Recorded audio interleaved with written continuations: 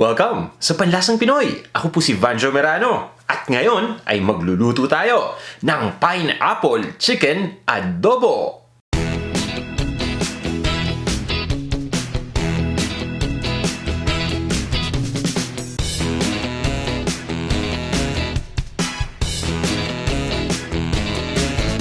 Ito yung mga ingredients na gagamitin natin para sa dish na to. Chicken, hiniwa lang natin into serving pieces. Ito naman yung pineapple chunks na merong pineapple juice. 1 pound na delata ang gamit natin dito. Ito yung brown sugar o yung asukal na pula. Suka, toyo. Gagamit din tayo dito ng dried bay leaves o yung dahon ng laurel, pati na rin ang pamintang buo. Sibuyas at bawang. At bukod sa mga ingredients na to, gagamit din tayo ng mantika. Ito naman yung kompletong listahan ng mga ingredients, kasamang sukat ng bawat isa.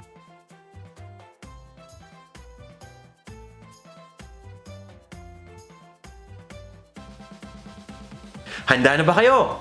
Halika na! Umpisa na natin ang pagluluto! Kailangan muna nating ibabad yung manok dito. Maglalagay lang ako ng toyo dito sa isang bowl na may manok na. At pagkatapos, ilagay na rin natin dito yung pineapple chunks. Isama na natin yung pineapple juice dito.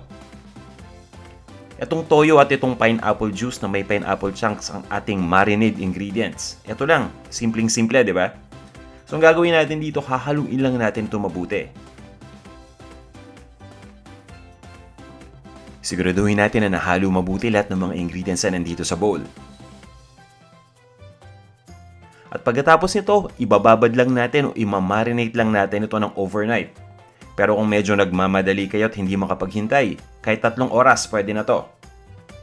Ang gagawin natin dito, itatakpan lang natin itong bowl. Pwede kayong gumamit ng cling wrap dito gaya ng gamit ko, or pwede kayong gumamit dito ng bowl na meron ng takip. Nang sa ganun, tatakpan na lang natin kaagad at ilagay natin sa loob ng refrigerator. Maganda talaga kapag tinatakpan natin yung lalagyan ng binabad nating karne. At pagkatapos ay i-refrigerate natin ito. Nang sa ganun ay maiwasan natin yung contamination.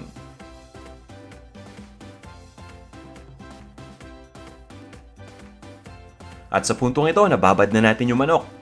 Kumapit na yung lasa ng marinade dito. Ilalagay ko lang ito sa isang colander. Na ginagawa ko ngayon, pinapatulo ko lang yung excess na marinade. Optional step lang itong ginagawa ko. Gusto ko lang sana na mapabilis ma-brown yung manok mamaya habang ginigisa na natin ito. Kapag meron kasing extra na sauce o extra na marinade, ang tendency niya na medyo tatagal yung pag-brown ng chicken. Ito namang marinade na tumulo, ilalagay lang natin dun sa bowl. So magagamit pa natin ito mamaya dahil ilalagay natin ito pag na-brown na natin yung manok. Magpapainit na tayo ng cooking pot ngayon at lagyan na natin ito ng mantika. Pabayaan lang natin hanggang sa uminit itong mantika. At pagkatapos, igisa na natin dito yung sibuyas. Ito yung sibuyas na dilaw na hiniwa ko lang ng malilit na peraso. Pwede kayong gumamit ng sibuyas na puti o sibuyas na pula dito. Pwede ring walang sibuyas. Ngayon naman, ilagay na natin yung crushed garlic. Ito yung bawang na binalatan ko lang at crenache ko lang.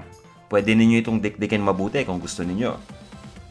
Itutuloy ko lang ang pag-isa dito hanggang sa tuloy na lumambot yung sibuyas at mag-brown lang ng konti yung bawang. Sa puntong ito, pwede na nating ilagay yung manok. Isa-isa nating ilalagay dito yung na-marinate na natin ng manok. At pagkatapos, papabayaan lang nating maluto yung isang side nito. Na mga siguro 1 minuto lang, huwag nating tagalan. Nang sa ganun hindi masunog yung bawang pati yung sibuyas na nasa ilalim nito. At pagkatapos ay hahaluin lang natin.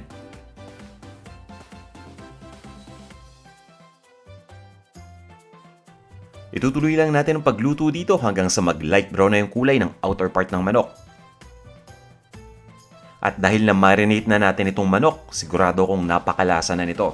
Pero ang kagandahan dito sa pagluluto pa natin, nakasama yung bawang at yung sibuyas, lalong nagiging mas malasa ito. Kasi kumakapit na dito yung lasa ng bawang at ng sibuyas. At mas sasarap pa to kapag nilagyan na natin yung ibang mga ingredients mamaya.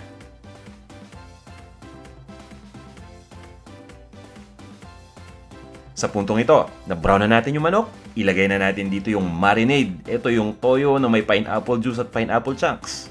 Yan, walang masasayang dito sa ating recipe. So isama na natin ito.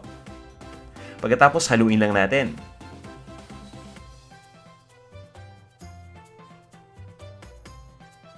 Takpan lang natin itong ating cooking pot at pabayaan lang natin kumulo yung mixture. Kapag kumulo na, ilagay na natin dito yung dried bay leaves o yung pinatuyong dahon ng laurel. Pati na rin yung whole peppercorn. Itong dalawang ingredients na to lagi kong ginagamit kapag nagluluto ako ng adobo. Gustong gusto ko yung bango na nabibigay nitong dahon ng laurel. Pati na rin yung lasa, nakakatulong din to para magpasarap dito.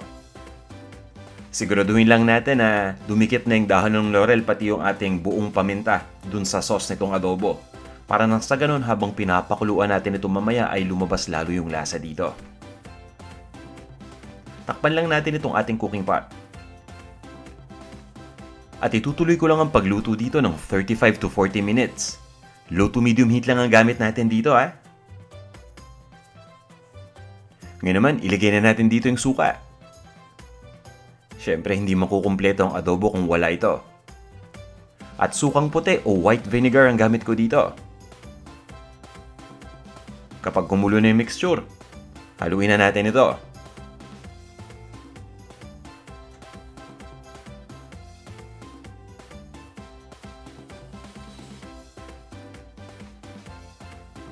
At pagkatapos, ilagay na natin yung pinakahuli nating ingredient. Ito yung brown sugar o yung asukal na pula. Naglalagay ako nito para maging balanse yung lasa nitong ating pineapple chicken adobo. Kung walang asukal na pula dyan sa kusina ninyo, pwede tayong gumamit dito ng asukal na puti. At sa puntong to, halos tapos na yung ating niluluto. Nasa sa inyo na lang kung gusto ninyo yung masabaw na chicken adobo o gusto ninyo yung medyo toyo. Dahil ang gusto kong mangyari dito yung magkaroon lang ng konting sauce, itutuloy ko lang ang pagluto dito. Hindi na natin tatakpan itong ating cooking pot. Pabayaan lang natin mag-reduce yung sauce. At pagkatapos mag-reduce ng sauce, pwede na to. Ang gagawin ko, ililipat ko lang ito sa isang serving plate o sa isang serving bowl. Pero kung gusto niyo yung adobong manok na medyo toyo, ituloy lang natin ang pagluto pa hanggang sa mag-evaporate ito completely. I-serve na natin to.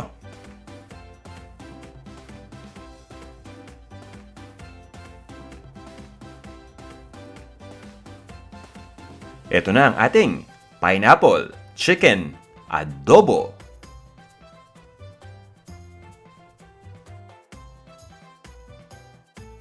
Tara, tikman na natin to. Ito yung ating pineapple chicken adobo. Parang humbang manok din ang dating nito, di ba? Dahil niluto natin sa pinya.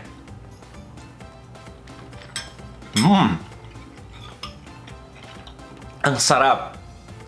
Napakalambot ng manok, napakalasa. Naglalaro yung lasa ng pineapple pati ng chicken adobo sa bibig ko ngayon. Talagang ang sarap niya.